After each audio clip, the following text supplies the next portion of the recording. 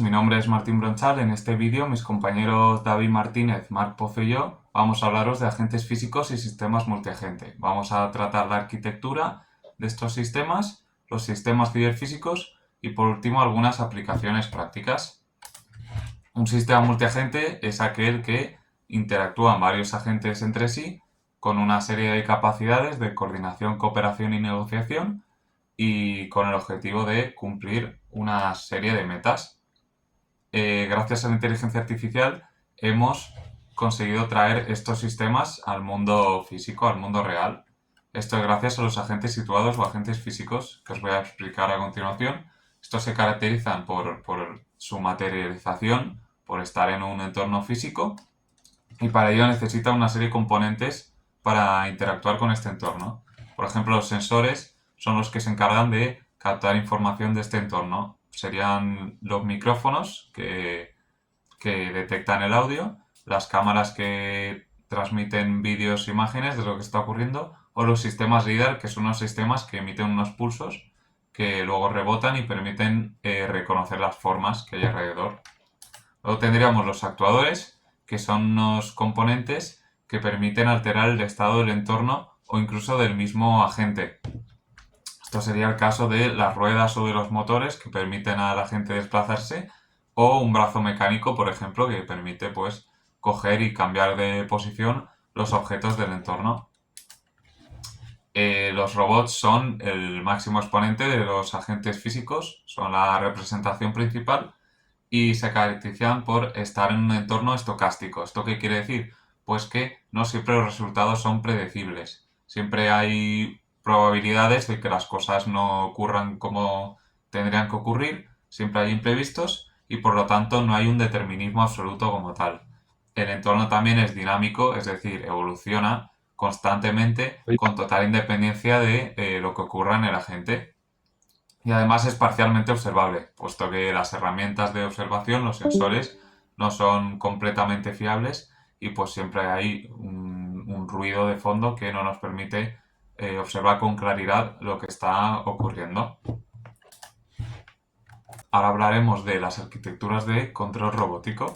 Tenemos dos grandes arquitecturas, las simbólicas, que se basan más en la lógica de predicados y en la deducción. El problema es que tienen un tiempo de ejecución bastante prohibitivo. Después tenemos las reactivas, que tienen un mejor tiempo de ejecución. Estas ya no se basan en la lógica, son inteligencias sin representación como tal y mapean sensores y actuadores dando una alta robustez. El problema es que no tienen un buen aprendizaje a largo plazo. Después tenemos arquitecturas híbridas que combinan las capas verticales y las horizontales. Las verticales van pasando la información por capa a capa sucesivamente. El único problema es que se pueden producir cuellos de botellas. Luego tenemos las capas horizontales que se ejecutan de forma paralela entre sí, como sería por ejemplo el modelo de las Turing Machines. Y por último tenemos la arquitectura BDI, que está basada en beliefs, que digamos que sería la información que tiene la gente del entorno, los deseos, que serían los objetivos, cómo quiere que llegue a estar el entorno, lo que quiere alcanzar, y las intenciones, que serían, digamos, las decisiones a corto plazo, los planes concretos para llegar a ese estado. Bueno, pues pasamos al tercer apartado, donde vamos a ver los sistemas ciberfísicos e Industria 4.0. La línea que separa los programas informáticos de las máquinas físicas es prácticamente nula ya y los equipos empiezan a interactuar en tiempo real entre ellos. Para llegar a lo que tenemos hoy, pues la arquitectura ha tenido que avanzar un montón. Al primero utilizamos Legacy Cloud, que tenía una latencia muy alta, lo que significaba que no era nada eficiente porque tardaba demasiado en procesar los datos. Para solucionar esto, implementamos EdgeMash, que lo que significa es que los cálculos se hacen de forma local en la propia máquina o en una que está más cerca. Esto nos permite que los tiempos de respuesta sean mucho más rápidos y tarde milisegundos en procesar. Y en 2025-2026, la tecnología ha avanzado más aún. Se ha hecho el Digital Twin, o gemelo digital en español, que ya no es solo controlar una máquina, sino tener una sincronización total entre lo que pasa en el taller físico y una copia virtual. Para gestionar todo esto sin que sea un caos, usamos herramientas de optimización, concretamente el algoritmo húngaro mejorado o IHA frente a métodos clásicos.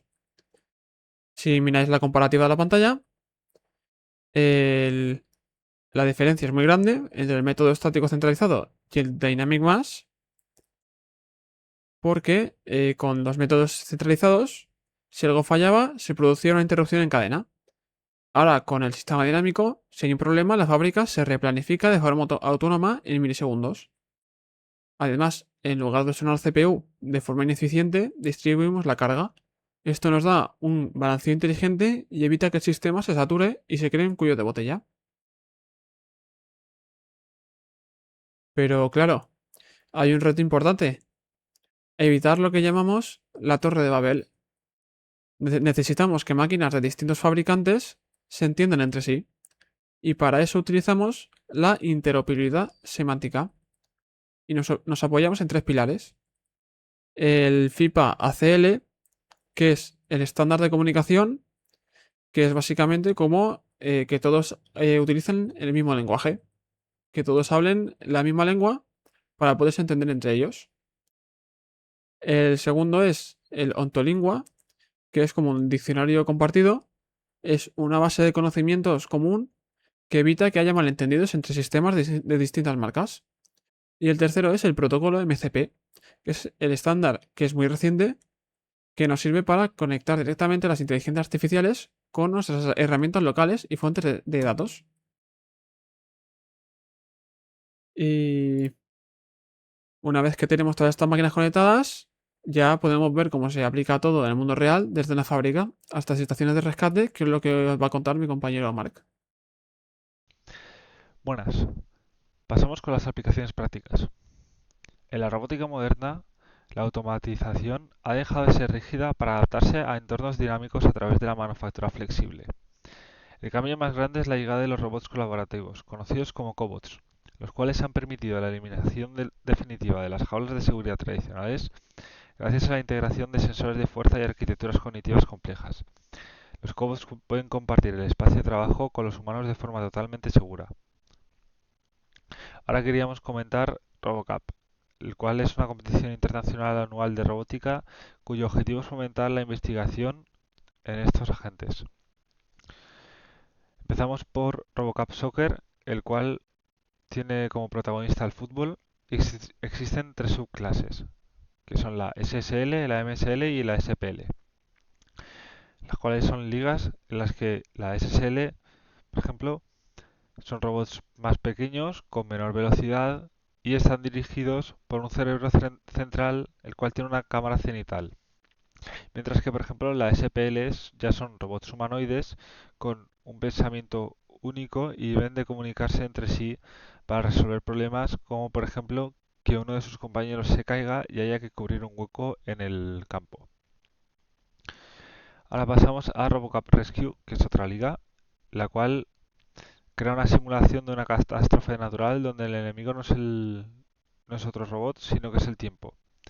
Requiere un equipo de agentes para resolver este problema. Entonces deben de organizarse entre sí.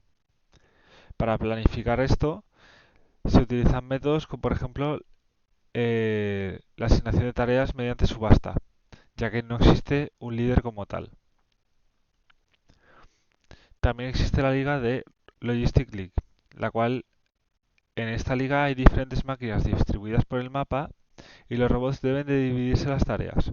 Uno debe de recoger la materia prima, otro debe de llevar la maquinaria de perforación, otro debe de recoger piezas y otro, por ejemplo, debe ensamblarlas. Estos robots deben resolver conflictos en tiempo real. Si una máquina se avería o se satura, otros robots deben de reprogramarse para evitar colisiones en el pasillo o ayudar a la fabricación de X producto. Por último, queríamos comentar uno de los nuevos avances en este ámbito, que es el uso de la visión neuromórfica, el cual usa cámaras basadas en eventos que imitan la retina humana. A diferencia de las cámaras tradicionales, no sufren de desenfoque por movimiento y funcionan en condiciones de luz extremas, con una precisión submilimétrica de hasta 0,2 milímetros y una reacción rapidísima. Además, utiliza mecanismos como el Digital Twin. Hasta aquí nuestro trabajo, esperemos que os haya gustado. Muchas gracias por vuestra atención.